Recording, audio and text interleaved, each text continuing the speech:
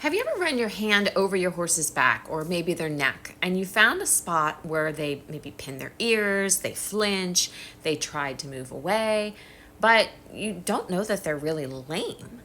Maybe you've watched a horse that seemed perfectly sound, yet they never really bend well in one direction, or maybe they struggle with one lead, or they're constantly carrying themselves a little bit crooked. Well, that could very well be a trigger point, and not all trigger points behave the same way. So there's two main types, an active trigger point and a latent trigger point. And understanding the difference helps explain why some horses are obviously painful, while others slowly develop compensation patterns long before they ever really have a quote-unquote problem. So first, let's talk about what a trigger point actually is. A trigger point is a small area within a muscle where a group of muscle fibers stays contracted instead of relaxing normally. So blood flow decreases, waste products build up, and the nervous system begins treating that area differently than a healthy muscle would be treated. Think of it as a muscle that's stuck in a tiny protective contraction. And now let's look at the two types in this lens. An active trigger point is one that is causing pain on its own. The horse doesn't necessarily have to be touched for it to be painful. It may change how the horse moves. They might shorten their stride, resist collection, refuse a lead, maybe buck under saddle, pin their ears during grooming, or simply look uncomfortable doing certain movements. Because the muscle hurts every time it contracts, and the horse begins protecting that area. Other muscles start taking over then, and movement changes. And over time, those compensations can spread throughout the body.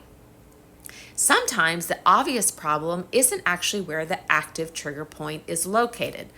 Now compare that to a latent trigger point. A latent trigger point usually isn't causing spontaneous pain.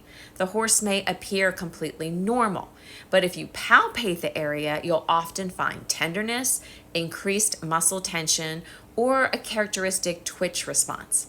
These horses frequently don't look lame at all. Instead, they look stiff, or maybe they never fully engage the hind end as well as they should, or maybe they always drift out through one shoulder. Maybe one canter lead has always been their bad side. And owners often describe these horses by saying, well, that's just how they've always been.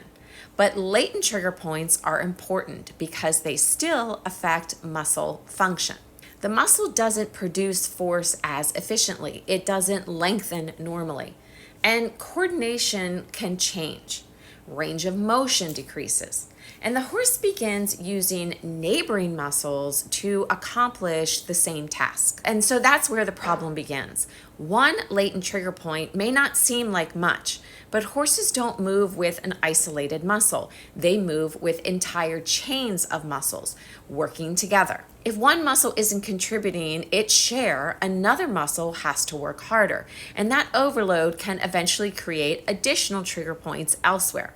This is one reason the area that hurts isn't always the place where the problem started. So can latent trigger points become active? Absolutely. Stress, overwork, poor saddle fit, compensation from another injury, slipping in the pasture, even prolonged postural strain, any of these can push a quiet trigger point over the edge until it begins causing spontaneous pain. Likewise, an active trigger point that's improving may settle back into a latent state. It may no longer be painful every day, but the muscle still isn't functioning normally. And that's why simply asking, does my horse look lame, often misses the bigger picture. Movement quality exists on a spectrum, and long before obvious lameness develops, muscles may already be losing efficiency, changing posture, and altering biomechanics and the way that they move. The body is incredibly good at compensating until one day when it just can't anymore.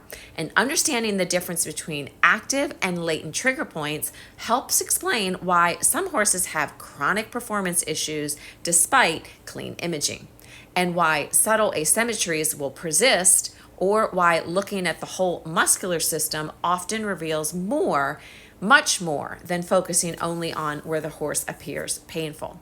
Because healthy movement isn't just about the absence of pain. It's about muscles that can contract, relax, coordinate, and share the workload the way they were designed to.